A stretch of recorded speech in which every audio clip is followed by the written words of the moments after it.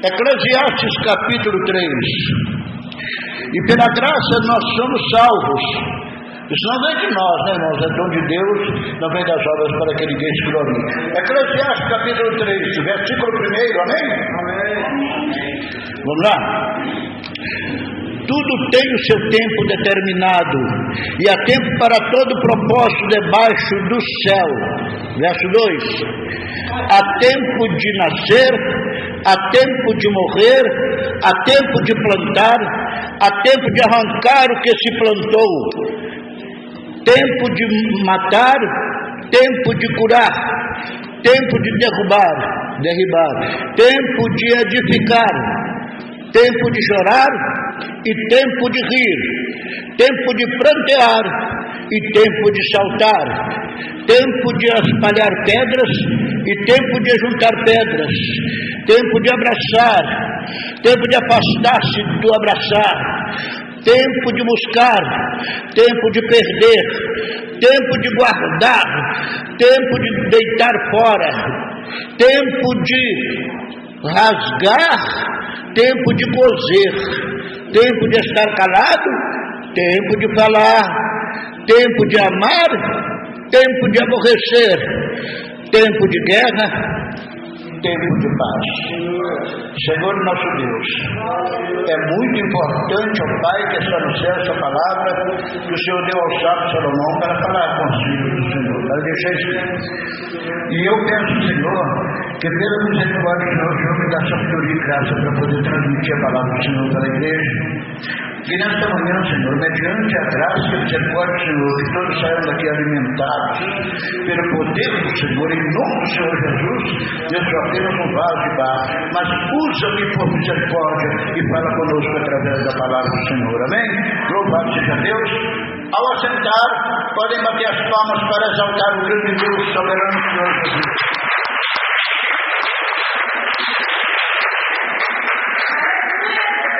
Glória a Deus. Nós estamos aqui debaixo do tempo de Deus.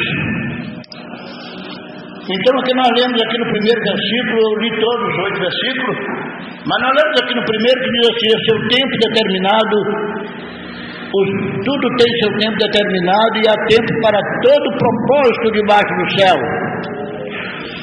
Eu quero dizer para os irmãos com essa mensagem, parece uma mensagem assim, como se eu não vou encontrar, claro, eu mesmo de mim mesmo, o pastor Agnello, pode que não encontre mesmo uma condição, não encontre argumento para trazer uma mensagem nessa parte aqui, mas eu não estou procurando argumento, estou procurando uma sabedoria da parte de Deus, para que a igreja do Senhor saia daqui edificada. Há tempo para todo propósito debaixo do céu. E nós não podemos avançar o tempo de Deus. Deus tem tempo para tudo. Ele sabe como faz a sua obra. E Ele tem o tempo dele.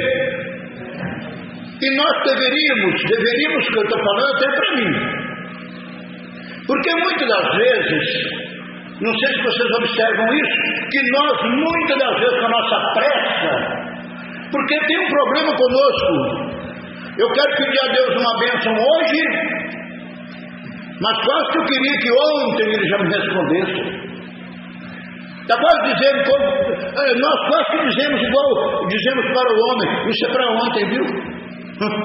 Coitadinho de nós, né? Tem gente que exige de Deus aí. Tem ministério que exige de Deus, tem pessoas que querem colocar Deus na parede. Você prometeu, você diz, está escrito a tua palavra. Se está escrito, você tem que fazer. Deus tem que fazer, Deus tem que dar satisfação para nós, não, senhor? Nós somos barro. Quem somos nós? Deus tem que ficar pedindo. Me desculpa, me perdoa aqui, porque eu não fiz na época que você pediu. Que é isso? Mas muitas das vezes Deus não ordena, Deus não pede, Ele manda e obedece quem tem juízo. Deus pede, ordena que nós façamos alguma coisa para Ele. A gente fica enrolando, empurrando com a barriga. Mas na hora de eu pedir para Deus, eu quero que Ele me responda ontem. Isso que é o nosso mal, o mal do ser humano. E Deus compreende isso e usa de misericórdia para conosco. Não é assim? Então há tempo para todo o propósito de Deus debaixo dessa terra, debaixo desse céu. Deus tinha um propósito de mandar o Filho dele para morrer na cruz por nós, para nos salvar. Mas veio antes do Filho, porque diz que a palavra que esse Cordeiro está morto antes da fundação do mundo. Você sabia que Deus já olhava você aqui? Antes da fundação do mundo, Deus já tinha te escolhido e te olhado. A gente tem que agradecer muito a Deus, irmãos. Agradecer muito, porque antes da fundação do mundo, Deus viu o Senhor sentado nesse banco, viu a senhora aí nesse também, viu a igreja aqui também, viu eu aqui, viu nós, porque Ele é misericordioso, irmãos. Quantos que tentam, irmãos, e não conseguem? Tem muitos que até gostariam de estar também aqui, louvando ao Senhor, tentou, pelejou, outros tentam e não conseguem. Eu não tenho que julgar ninguém, mas eu tenho que dizer para vocês uma coisa. Muitos gostariam, mas não foi permitido por Deus. Isso é outro problema. É Deus com a pessoa. Não foi permitido. Deus não permitiu isso. Se Deus te revelou os mistérios do céu, ou se você não lê, mas Deus te deu capacidade para entender a palavra, se você está aqui hoje, porque Deus te permitiu estar aqui, levanta sua mão para o céu e fala: Senhor, eu quero agradecer ao Senhor pela oportunidade que eu tenho de estar ali, Senhor. Eu quero agradecer, meu Deus, pela oportunidade que eu tenho de estar na congregação, de ser uma crente, de ser um crente, de ser um servo, que serve ao Senhor com verdade, com sinceridade na minha alma. Senhor, por quê? Por que você vai agradecer por isso? Porque também dentro das congregações estão muitos. Eu não tenho que julgar ninguém, eu estou falando que existe nos nossos dias de hoje, que estão dentro da congregação, mas não estão tentando chegar, estão tentando entrar pela porta. A porta que é Jesus, não é nome de igreja, não é nome de congregação, nem Assembleia, Assembleia de Deus, não é a Missionária do Favor Divino, Batista, Presbiteriana, Deus é Amor, não sei qual mais nome, que é muito nome. Então, não é esses nomes que vai salvar. Igreja salva ninguém, coisa nenhuma. Religião não salva ninguém, não. Quem salva o homem ou a mulher é ele crer no Senhor Jesus e entrar pela porta estreita, porque dentro das congregações e religiosos tem muito, irmãos. Então nós temos que estar dentro do tempo de Deus ou não tem? Então religião tem muitas religiões. Tem lugar aí que estão com o banco abarrotado, super cheio, mas não é isso não, porque tem muitos que estão ali, gostaria de ser fiel, gostaria de guardar a palavra e andar nela, mas não consegue entrar pela porta bem que gostaria de ver a irmãzinha fiel entrar pela porta, que entrou, cheia do Espírito Santo, cheia da graça, do poder, com certeza da salvação, porque isso aí, o crente salvo, ele tem certeza da salvação, não fica naquela, não, sei lá, será que eu vou, será que eu não vou, né? Tem aquela pessoa preguiçosa que fala assim: não está sabendo disso não. Se Deus naquele dia arrumar um cantinho lá para mim, tá bom. Arrumar cantinho no céu, não tem cantinho para ninguém não. Outra coisa, se a pessoa pensa que vai ficar lá no céu, na mordomia, de papo pro ar, sentado no sofá, assistindo a televisão, ou vendo videogame, ou fazendo um joguinho, ou qualquer coisa lá, não tem lugar para ir lá não, porque o céu não é lugar preguiçoso não. Lá no céu nós vamos glorificar, porque os anjos não ficam parados lá não. Os anjos estão a serviço de Deus. Eles ficam glorificando a Deus noite e dia. Santo, santo, santo, santo, santo, santo, santo, santo. Kadosh, Kadosh, Kadosh, Kadosh, Kadosh, Kadosh, Kadosh. Louvando, glorificando, exaltando e bendizendo o nome do Senhor.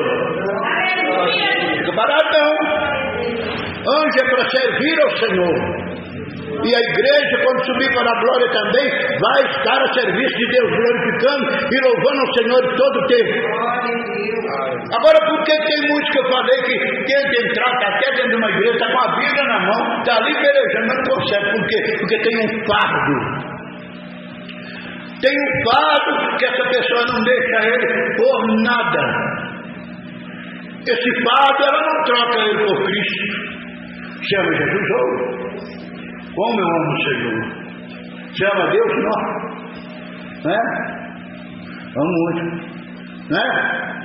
Mas não quer largar o fardo, não. Ela quer entrar com o fardo. E não é a congregação que é a porta, não. Não é o nome do ministério. Isso aqui é um ministério fundado por homens de Deus, né? Missionários de favor de vida. Mas não é aqui que é a porta, não. A porta chama Senhor Jesus. Ele é a porta. Para entrar por ele, não pode entrar. Aqui ele está com fardo. Senta no banco com fardo. Vem para o altar com fardo. Pregador chega aqui com fardo. Nós se vi com fardo. Mas para poder entrar no céu naquele dia, não vai entrar com fardo de jeito nenhum. Tem muitos enganando e sendo enganados, não aceita a palavra como ela é, não aceita a palavra do Senhor. Ah, mas eu acho que é assim, esse achismo aí vai levar muita gente para a hiena, como disse o Senhor Jesus. O achismo. Não, o pastor pode pregar, mas o pastor... Isso é homem, o pastor é homem. Eu não quero estar aqui para obedecer o pastor, não. Eu acho que é assim. A igreja primitiva andava na doutrina de Deus, na doutrina dos homens. Mas pastor, o que você está falando? Está falando que a igreja primitiva andava na doutrina dos homens? Está escrito em Atos dos Apóstolos, irmãos, que a igreja andava na doutrina dos apóstolos. Os apóstolos eram homens também. A igreja andava na doutrina dos apóstolos. E o Senhor Deus, na sua presciência, lá antes que o mundo fosse criado, o Senhor já tinha um cordeiro, não é? Por isso que houve muito simbolismo do cordeiro morto na cruz, na época da lei, no sacrifício que se fazia na época da lei, porque Deus já tinha o cordeiro morto, já desde antes da fundação do mundo.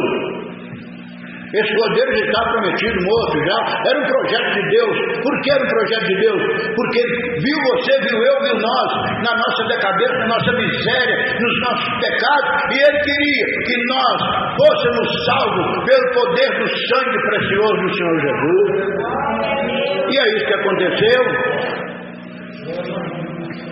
Há todo propósito debaixo do céu diante do Senhor. Deus tem os seus propósitos. Propósito esse que Deus teve com Abraão.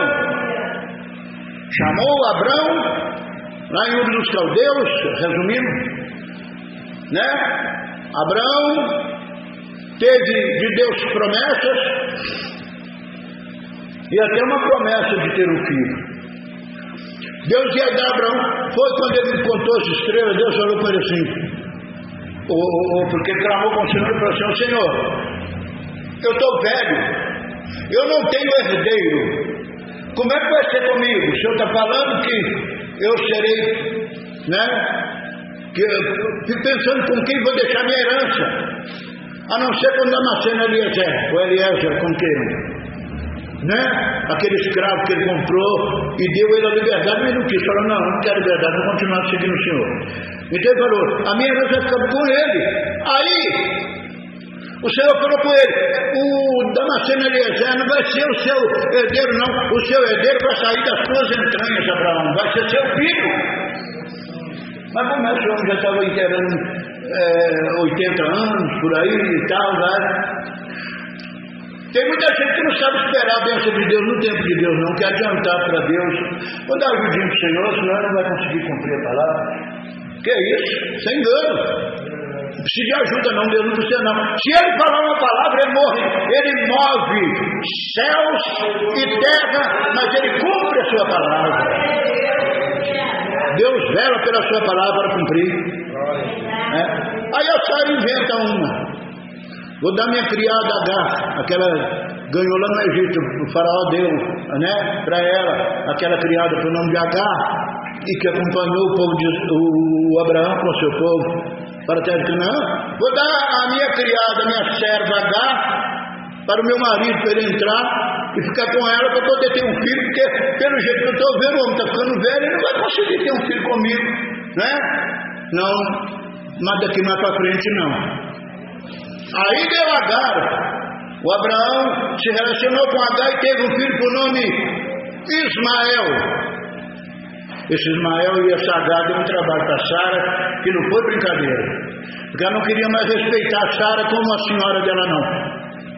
Ela quis respeitar, ela quis viver como se ela fosse também uma das esposas de Abraão, como concubina, e não respeitar como uma serva mais. E o tempo ficou feio. Bom, resumindo isso aí, ela adiantou a coisa e trouxe transtorno para ela. E eu falo que nós temos que esperar o plano de Deus é pelo seguinte: muitas das vezes, nós, com nossas pressas, com a nossa falta de paciência, muitas das vezes, nós, pensando que é Deus que está dando, muitas das vezes nós tiramos, os planos de Deus na nossa vida, nós mudamos o itinerário de Deus na nossa vida com a nossa desobediência. Muitas vezes nós queremos ser dono do nosso nariz. Nós não temos livre-arbítrio não, livre-arbítrio talvez seja para quem está lá fora, nós não, crente não. Mas Deus deu livre-arbítrio, não, para o crente não. Livre-arbítrio do crente é olhar para o céu, olhar para o alto, ler a palavra de Deus, procurar obedecer, andar na presença do Senhor, guardar a palavra de Deus, viver ela e pronto, acabou. Isso não. Aí Deus vai usar você, vai pôr a mão sobre você e vai te abençoar e você vai ser instrumento na mão dele. Não é? Então é isso. Aí nós muitas das vezes, ou não por colocar Deus na frente do nosso projeto, ou não chamar Deus no nosso pensamento, no nosso projeto, no nosso plano, nós queremos fazer de mim mesmo, tá, e eu vou ir porque vou. E aí o que acontece? Dá problema, aquela bênção que Deus tinha para mim, porque tem muita prova, irmão, tem muita luta, tem muita prova que Deus gostaria tanto de tirar da sua vida, muita prova Deus gostaria muito de tirar da sua vida, mas não pode, porque ele tem um projeto. Deus manda uma prova para o senhor e para a senhora. Deus tem um plano de glorificar o nome dele naquela prova, naquela luta que a senhora e o senhor está passando. Aquela prova é para o nome do Senhor ser glorificado. E você, meu Deus, não estou aguentando mais. Ai, que dor, o negócio está difícil, está ali, a cruz está pesada. Senhor, e aguenta firme aí, irmãos. Eu também, nós. Por quê? Porque lá na frente o nome do Senhor vai ser glorificado de alguma forma. Deus não faz nada sem propósito, não. Quando Ele faz, é porque Ele quer ser glorificado. Vem comigo. José do Egito, lembra dele?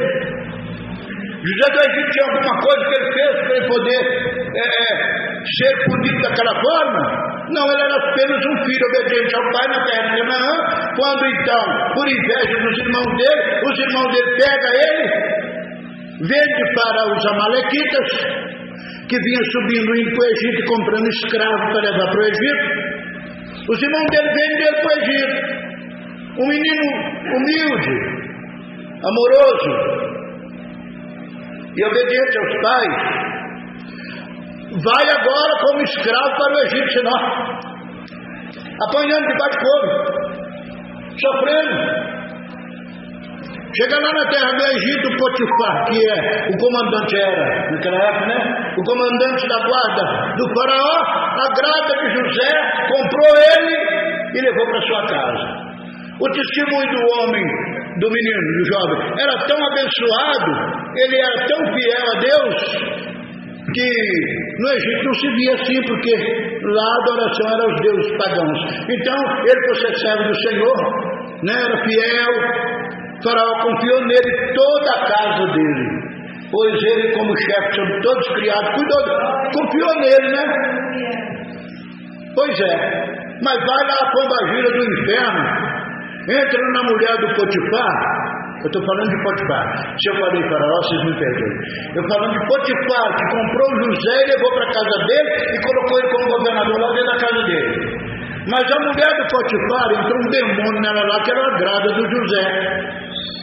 Agradou de José e por mais que ela insistisse, o José sai fora dela e não aceita essa proposta. Mas um dia ela deu um pulão no José. Ela deu um pulão no jovem José, mas o José deixou a capa na mão dela e saiu correndo. Que já foi esse motivo para poder pegar ela e entregar ele para o faraó, dizendo que ele seduziu ela, que ele tentou um estupro, né? Tipo assim, uma coisa assim com ela.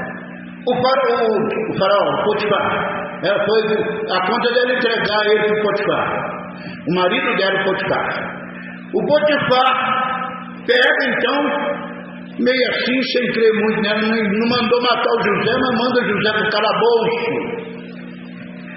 para prender o José no calabouço.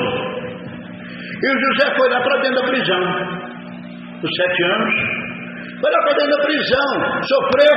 Agora um jovem que não pecou, não fez nada, né?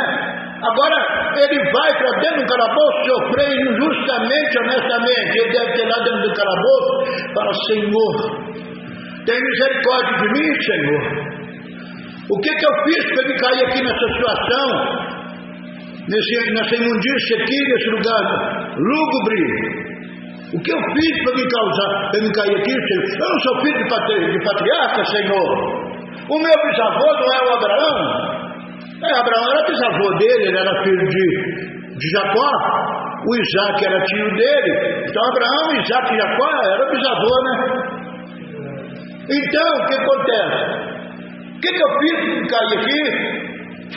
O Senhor não falou com meu avô, bisavô Abraão? Não falou com meu pai Isaac? Não falou com meu pai Jacó? Eu sou filho de patriarca. O que me fez eu cair aqui? Deus só falava certamente com ele, dentro dele. Fica quieto.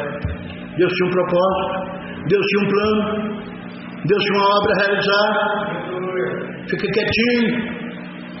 E ele passando por tudo aquilo ali, até que dentro do propósito de Deus, um dia, o copeiro moro sonha um sonho, o padeiro, o copeiro, e o José interpreta o sonho do copeiro, que falou que o copeiro contou o sonho sobre a Juba e tal, e ele era o copeiro do faraó, foi cair lá dentro da prisão por uma coisa lá errada que ele fez lá contra o faraó. O José fala com ele: ó, em 3 dias, em 3 dias, Deus te levantará e vai te dar a sua posição de novo, e você vai deitar o vinho no copo do faraó outra vez, tranquilo, você vai alcançar de novo a sua posição. E o copeiro e o padeiro também tinha sonhado um sonho e contou para o José. E o José falou: só que o seu é diferente. O seu, em 3 dias, o faraó vai te chamar na presença dele, e do jeito que você viu o seu balaio cheio de pão e as aves que vinham do céu e comia o pão em cima do seu balaio, o faraó vai te levantar na forca e vai, ó, enforcar você. Aí ele voltou. Mas foi tudo assim. Nos 3 dias, o faraó chamou um e o outro, e aconteceu do mesmo jeito. O copeiro foi cuidar de servir ao faraó, enquanto o padeiro foi enforcado. Mas José falou com o copeiro assim: quando eu fui roubado da terra dos hebreus, e eu vim parar aqui nesse lugar, quando você chegar diante do faraó, intercede por mim, fala com ele de mim. Aí ele falou: tá, eu falo sim. O copeiro falou o que? Esqueceu. Mas por que ele esqueceu? Porque era plano de Deus. Naquela época não era hora do copeiro falar coisa nenhuma de José, não. Ele esqueceu porque era um projeto de Deus. Se ele fala naquela época, o faraó poderia até mandar soltar o José, mas não era a época dele ser solto. E ele não falou. E o José continuou preso. Mas vem um dia que esse faraó sonha os sonhos. Está entendendo? Como é que Deus tem projeto, quando Ele põe a gente numa situação, numa luta, numa prova, mas lá na frente Ele tem projeto de ser glorificado e a bênção sobre nós. Não é? Aí, os faraós sonham um sonho. Aí chamou os magos e encantadores do Egito, todos adivinhos. Vou contar o sonho para você. Sonhou que tinha visto 3 vacas magras, vacas gordas. que subia do Rio Nilo, aquela vaca gorda, bonita de se ver. Mas de repente, não demorou muito, estou resumindo, ele passou a ver uma vaca magra lá no osso, aquela coisa terrível. Tá, e depois ele se olhou com espigas cheias de trigo. Naquela época não é milho não, trigo. Não prego milho aqui, e quem ouvir a se é que tiver, porque da vez passada eu não quis gravar, Deus não permitiu gravar não. Né? Então, espiga de trigo. Aí ele viu elas cheias, mas depois viu aquelas espigas mirradas, ruim, feia. Olha o que acontece. O que acontece é que todos os magos do Egito não conseguiram interpretar o sonho do faraó. Porque as coisas de Deus não se interpretam da maneira que o homem quer, ou pelo homem, pela sabedoria do homem, conhecimento do homem, intelectualidade do homem. O homem pode ter conhecimento, pode ter intelectualidade, ele pode ser estudado, ele pode ser isso, pode ser aquilo outro, pode ser um poliglota, falar a língua de 10 países, o que for, mas ele não consegue interpretar as coisas de Deus, como foi a escritura na parede estucada do Palácio Real, lá em Babilônia, a não ser Daniel, que conseguiu interpretar pelo Espírito de Deus o que estava escrito na parede, né? Assim também o homem natural não consegue interpretar. Então mandaram chamar, porque o copeiro, nessa hora que ele viu que o rei estava sobressaltado, não conseguia ninguém que interpretar. Aí o copeiro lembra de José, o tempo de Deus aí, irmão. Aí o copeiro lembrou do José, falou: Senhor, deixa eu posso falar com o senhor? Ele pode. É o seguinte, lá no calabouço tem um homem que era servo de Potifar, era servo do Potifar. Ele está lá preso e ele consegue interpretar sonhos, se eu ver, né? Visões. E ele interpretou o sonho do padeiro e do copeiro. O copeiro, como ele interpretou, o Senhor colocou no posto de novo, que está aí, e o padeiro foi enforcado como ele, né, previu. Então ele falou: então vai lá chamar ele. Aí que José foi tirado do calabouço para vir na presença do faraó. Aí diz que José barbeou, né? Todo direitinho para vir na presença do faraó, e por isso que barba é pecado, irmão. Você já viu aquele ministério, aqueles irmãozinhos, coitado, que do jeito que eles ensinam lá, ele aprende e não lê Bíblia, não? Aí vem para falar com outro assim: ô irmãos, o bigode é pecado, e a barba é pecado, porque o José barbeou para apresentar diante do rei. Tem nada a ver. Nada a ver. Sabe por causa de quê?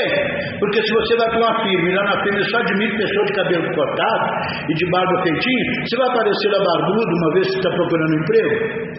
Ô pastor, fique tranquilo. Aí então, nós sabemos, o senhor é reverendo, fique tranquilo. Aí o que acontece?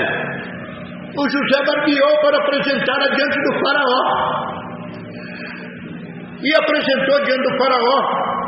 E quando ele apresentou, Deus deu ele a sabedoria para poder interpretar que aquelas espigas mirradas, aquelas gordas que apareceu primeiro, depois mirradas, as vacas gordas, depois as vacas magras, era um tempo de grande fartura no Egito. E aquela fartura ia ser tão grande. E depois daquela fartura, ia haver uma grande fome em toda a terra, não é só na terra do Egito, não. E aquela grande fome que viria, ele teria então que fazer celeiros maiores. Interpretou: Senhor faraó, dispõe de um homem que o senhor tem aí o serviço do senhor, inteligente, e põe ele acima dos negócios do senhor para poder tratar de todos os negócios, e manda ele fazer celeiros maiores, bem grandes mesmo, o maior que puder, porque vai haver 7 anos de fome. Nesses 7 anos de fome, tira X do que produzir e guarda no celeiro, para que na época da fome os celeiros estão cheios, o Egito não passa fome, as nações também não passam, que em volta vai vir comprar aqui do Egito. Então o senhor faz isso e adquire e faz esse trabalho aí, fazendo celeiro e enchendo os celeiros com aquilo que produziram 7 anos de fartura. Quando o rei ouviu isso, ele pegou e olhou e falou assim: E onde eu vou encontrar um homem tão sábio e tão inteligente quanto você, José, que interpretou um sonho e também deu esse conselho? Então Deus chamou José e falou com José. Resumindo o assunto, a história dá para contar mais coisas, não dá até para conjecturar, né, pastor? Mas chamou José e falou com ele: olha, José, a partir de agora eu sou o faraó, aqui eu sou o faraó. Ele falou: eu sou o rei, mas depois de mim nenhuma palha, nem um pé se moverá no Egito sem o seu consentimento. Colocou José como vice-rei, como o governador de toda a terra do Egito. Colocou nele um anel, o anel dele, colocou o anel no dedo de José e chamou José de Zafenate-Paneia. Você viu que tem tempo para afastar do abraço, tem tempo de abraçar? Agora é o tempo de José abraçar. Abraçar quem, pastor? Abraçar uma mulher por nome Zafenate-Paneia, por nome Azenate. Zafenate-Paneia era o nome do José. Ele falou: seu nome agora será Zafenate-Paneia, e eu te dou a Azenate, filha de Potífera, sacerdote de como esposa. Tudo que ele queria. E então o José ali, né, já breve, já como vice-rei na terra do Egito, como governador, e com aquela mulher, né, abençoada lá que Deus preparou, que simboliza a igreja tirada do mundo. Simboliza a igreja tirada do mundo. É o tipo de antitipo é esse. A Zafenate simboliza a igreja tirada lá do mundo para Cristo. Porque o José simboliza e tipifica Cristo. Hoje não dá para falar disso não, mas um dia vai dar de nós falar do José do Egito, como ele tipifica o Senhor Jesus. Amém? É isso aí, vocês entenderam bem? Por que Deus tem projeto? Porque a luta, porque a prova, porque a luta na sua vida, na minha, na nossa. E por que você tem que suportar com paciência a provação? Porque depois de ter sido aprovado, receberá a coroa da vida, a qual o Senhor prometeu àqueles que o amam. Você tem que suportar com paciência a provação. Está escrito lá em Tiago. Suporta, minha irmã, suporta, meu irmão, porque Deus não faz nada sem propósito. Talvez agora nem ele tem vontade, nem ele pode, mas nem ele vai poder te livrar dessa luta, não falando sobre poder, porque poder ele tem, mas não vai poder porque ele não quer. Ele quer ser glorificado lá na frente e quer que você seja abençoado lá na frente. Só por isso que você passa pela prova, passa pela luta, né? Porque se José não fosse rei do Egito, o povo de Israel não estava lá na terra de Gósen, onde ele conseguiu para o povo de Israel, e o Jacó não teria subido para a terra do Egito com 70 almas, né? 70 pessoas, e não formou aquela nação na terra do Egito. Se aquela nação não forma na terra do Egito, não nascia Moisés na época que nasceu para poder libertar o povo do Egito. E se não nasce Moisés e liberta o povo do Egito, o Israel não tinha como sair da escravidão. E se Israel não saísse da escravidão, ele não passaria dentro do Mar Vermelho como ele passou. E se ele não passa dentro do Mar Vermelho como ele passou, então ele não andaria pelo tempo que andou até Cades Barneia, experimentando as bênçãos de Deus como experimentou, que foi as águas de Meribá, foi o maná que ele comeu, e ali acampou ele no Cades Barneia para atravessar para a terra prometida. Mas como não foi permitido, ele andou 40 anos pelo deserto, e o povo de Israel, porque não foram obedientes ao Senhor, duvidaram de Deus, e então andaram 40 anos. Mas se eles não andam 40 anos ali pelo deserto, então se eles não andam aqueles 40 anos, eles não chegaram na margem do Rio Jordão para Deus fazer com Josué, como fez com Moisés, que abriu o Jordão e o povo dele passou. E se o povo dele não passasse, ele não chegaria ali em Gilgal. E se ele não chega em Gilgal, então ele não lutaria com a cidade de Jericó e não destruiria Jericó. E se ele não destruísse Jericó, também ele não tinha poder para destruir Ai, como ele destruiu a cidade de Ai, o país de Ai, e Deus foi glorificado nisso. E vamos mais à frente aí, mas não tem como agora. Deus te abençoe. Quem entendeu a mensagem, diga amém. Eu creio que vocês receberam a bênção de Deus. Aleluia! Eita glória! Bendito é exaltado, é o santo, glorioso e eterno nome do nosso amado Senhor e Salvador Jesus Cristo. Amém? Deus abençoe a todos.